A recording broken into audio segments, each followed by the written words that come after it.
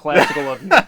Very Yngwie J. Malmsteen. There you go. Can't leave out the J There when you you're talking go. about Yngwie. What's Check going it out. on? What's going Nothing. on? We're back. back in the home lair here. We've come full circle. Yes. Yes. After a little stint at the music zoo. Yeah. We're back to familiar territory here. Yes, so we are. We're back and we're doing some pretty cool artist signature series Fender Strats, both USA. What do you got? We have right here a Billy Corgan USA Strat. These were made around 2008 to 2012-ish, in that ballpark. And what do you got? This is an Yngwie. This is Yngwie with the scalloped fretboard. In case you're hungry. In case you're hungry, you want some scallops.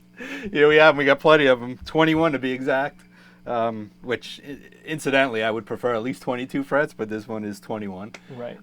But it's funny because they're very popular artists, right? You have Billy Corgan, on the other hand, you have Yngwie, completely different players. Polar opposites. I mean, you can't get more Polar opposites. But what's funny is, I don't know if you know this, Billy Corgan was a shred guy. Yes. In the day. I heard that.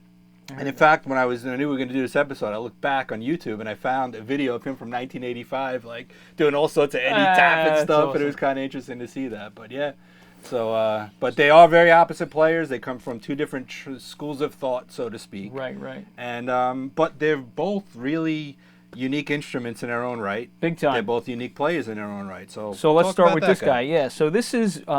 Wait, you know what, Joe? It's been a while. It has been. We need the we need the ceremonial caffeine here. Cheers. That's a good cup, by the way. Mm-hmm. Yeah, it's nice. Anyway, back to it. So Billy Corgan played a 70s era Stratocaster around the Smashing Pumpkins Siamese Dream era. Okay. And from everything I'm able to gather, this guitar is based off of that Strat that he had. So that's why you have the large headstock here that was indicative of the 70s era Strats. You got that here as well. Yeah.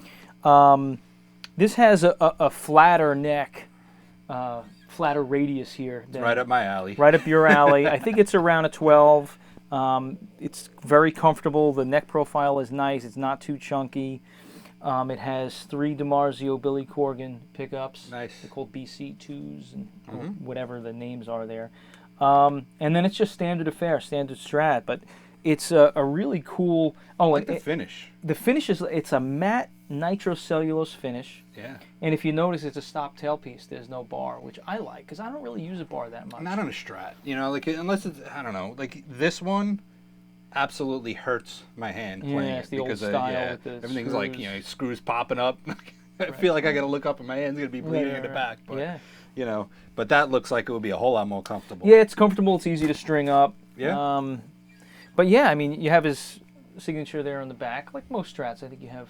Well, you have yours on the front, Yeah, right? he's got it on the front with Donald Duck. Yeah. so that's the Billy Corgan Strat. It's a made in USA. I don't think they produce it anymore. But they're out there. Nice Strat. It's a cool looking guitar too. You know what I like the black pickguard. It's very rock. Yeah. You know, yeah, totally. it's and we talked before in past episodes, about Strats, how they're very it's the word I'm looking for, broad. Universally adapted different and accepted. styles. Exactly, Sure, yeah, exactly. absolutely. You have a guy like Yngwie, look at and you have this. blues guys, and right. This guitar is very much a rock guitar to me. Yeah. Just the tone, it's got the stacked singles, and it's a cool, it's jumbo frets. Yep. It's a rocker. So this thing, tell me about you this. You can't look at an Yngwie without talking about the scalloped frets. Right. Now, for those of you that don't know, the scalloped frets they're gouged out. I mean, there's the whole purpose, I believe, behind scalloping the fretboard is to reduce the friction of your fingers up. So when you're bending notes and you're playing, you don't feel any wood underneath your fingers. So it reduces friction. It's a lot easier to kind of move around. But you really need to have a super light touch, I believe, because what happens? Pull the note sharp. Pull the note sharp, and it happens big time when you're chording notes. I notice it in particular. Drives me crazy. The other thing is you tend to slip off a lot. Because you don't it's just feel weird. it. It doesn't feel right. It's different. Maybe as you get used to it, if it's your main guitar and it's all you play, and you get used to playing it and used to feeling that, it would be different. But because I don't play this a whole lot, it just feels very alien to me every time I pick it up. I'm very vulnerable to those things. The other thing is, when I look down, this has super, super low action. If you look at where the strings are relative to the frets, it's super low. But visually, when I look down, I feel like the action's this far off. Because I'm like, oh God, this thing's gonna play like crap, but it doesn't, because the action really is super low. But it just gives me that visual that something isn't right. Sure. And I'm a very visual. I know guitars speak to you visually. I'm a visual player. Okay. So when I looked at a fretboard, things map out for me, scales, patterns. I'm sure everybody feels that way to a degree. And when anything visually throws me off, I feel uncomfortable. Okay. And this guitar kind of makes me feel that way, because visually it throws me off right away just looking down at the scalloped fretboard. But to each his own. Some people may love it. Not for me, but it's Yngwie, man. You can't not think of scalloped fretboards when you think of Yngwie. So I'll give you a quick story. I know we share stories from time to time. It had to be 1985, and a friend of mine, his brother, comes over and knocks on the door, and he's looking for his brother. And he wasn't at my house, but he was just, I guess, going around the neighborhood. Okay. And he knocks on the door, and he said, hey, so-and-so here. And I said, no, he's not. And meanwhile, he's got a record in his arm. Like a 33? Walking around the neighborhood, right? He's got a vinyl record. Is it Rising Force? And it was Yngwie Malmsteen Rising Force. And I say to him, I'm like, what do you got there? He goes, oh, this is Yngwie Malmsteen. I'm like, who? Never heard of him. Yeah. And he goes, yeah, this is his solo album. He used to be in Alcatraz. Oh, okay. He goes, yeah, you got to hear the new guy that's in Alcatraz now. That took his place. Was that Vi? That was Vi. Oh, wow. So that was back. And that was the first time I heard both of their names. Give you an idea. That's amazing. You hear both those names in the same sentence. In the same sentence. That is crazy. In 1985. That's so insane. yeah, and I was like, what? And then I went out and I got the album, and it was a game changer. Yngwie changed guitar. We talked a lot about Eddie. Yeah. And after Eddie, I think the only other guy that really changed the game was Yngwie. I would say you're right. And the funny thing is, I love Yngwie, and I think his technique is mind-boggling, and he's great. He never grabbed me, though. Mm-hmm. Like, he never was like a guy that brought the cool to guitar for me. Okay. Like, he's a cool player, mm-hmm. but there's just a disconnect with me. Somewhere, I think he's great, and don't get me wrong, he's an incredible, amazing musician. And there are things he's done that boggle my mind. But as the complete player, he's not one of my major influences. Right. You know? And I get that. Yeah. I get that. I remember at the time, though, listening to it, and I couldn't imagine. You got to remember, this is pre-YouTube. This is, even the MTV videos didn't have a lot of, super shred performance live, guitar players, like right? Crazy. And I remember listening to it and just trying to figure out what the heck. And then my guitar teacher at the time turned me on to the Steeler album, which preceded that. That was the first thing he played on there, and there's a guitar solo on there. And I remember just listening to it over and over and over again, and just trying to imagine what this guy was doing, and just could not visualize it. No, it's because incredible. There were techniques you never heard. I guess it's very similar to, like, we talked about Eddie earlier. You didn't mention his name. When people heard Eruption for the first time and he was tapping, nobody knew what that was. Yeah, no. I was a little too young to appreciate that at the time, so I knew what it was the first time I heard it. Okay. So I didn't get that, but I got that with Yngwie. When you heard sweep picking and you heard all that crazy pedal tone stuff he's doing, what is it? How's he doing that? It just sounded hard. Yep. Yeah, and it was. And it was. Yeah, 100%. That's cool. Yeah, so getting back to the guitar, it's a Strat. When you break it down, at the end of the day, they're Strats. They look very similar. Body style. We talked about the headstocks are the same.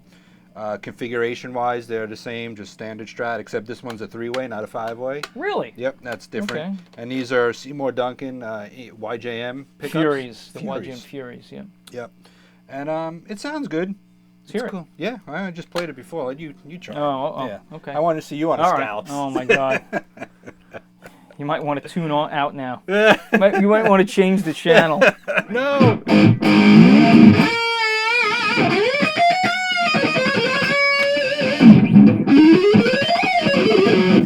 See, they slip off, right? It's crazy. It's so different.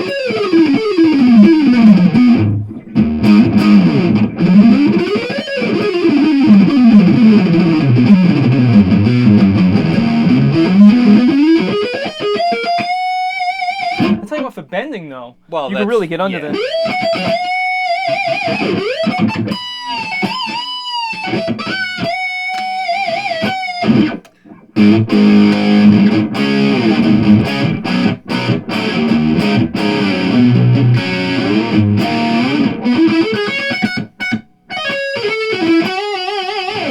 Cool. It's bizarre. And you're right. For bending, that's one of the strong suits of the scallop fretboard because there is no friction. You don't feel the wood under your No, fingers, you so don't. it just kind of slides up. Yeah. It's just alien.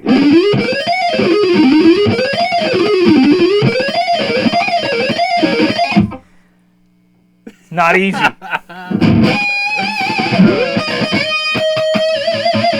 Cool. Let me try this guy. Yeah, check I want that to see out. what's going on here. Sounds completely different. It's totally rock.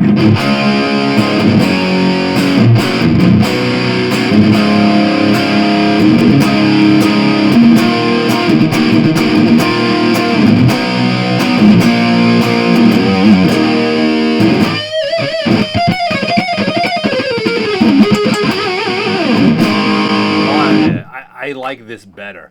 This actually feels really good. Doesn't feel like a Strat to me. No. Because usually with Strats, it takes me a minute. Like Right. I like the super wizard type necks, the flat and the flat radius. You don't really get that feel a lot of times when you pick up a No. Strat for the first time. This one actually feels really cool.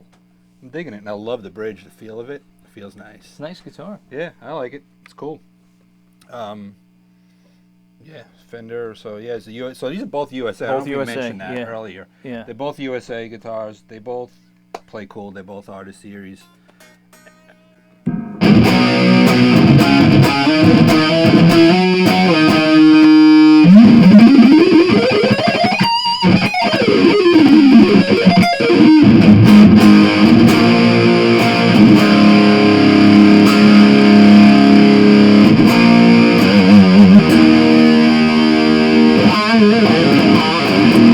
I think this sounds cooler too. I'm Yeah. just like I'm actually really digging this guitar. I think we know what the verdict is Yeah, today. I'm gonna go, and it's not because of the Scalloped fretboard solely. I actually like the sound of this guitar better. I like the feel of this guitar better. I like the look of the guitar better, and I love the fact that it's not scalloped. So I am 100% in the Billy Corgan camp on this one. I'm with you all the way. I mean, I would say maybe this one has a little bit more sustain. Maybe.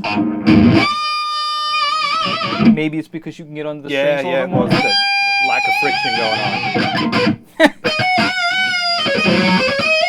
on. Giant frets on that too. Giant Super frets. Super jumbo.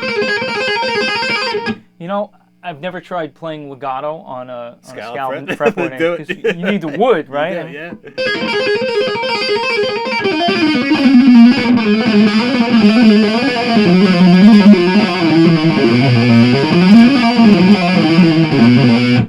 It's weird. Yeah? Cool. I'm with you 100% on that guy. All right, guys, it's unanimous. It's unanimous. Billy Corgan wins. wins, and please subscribe to our channel.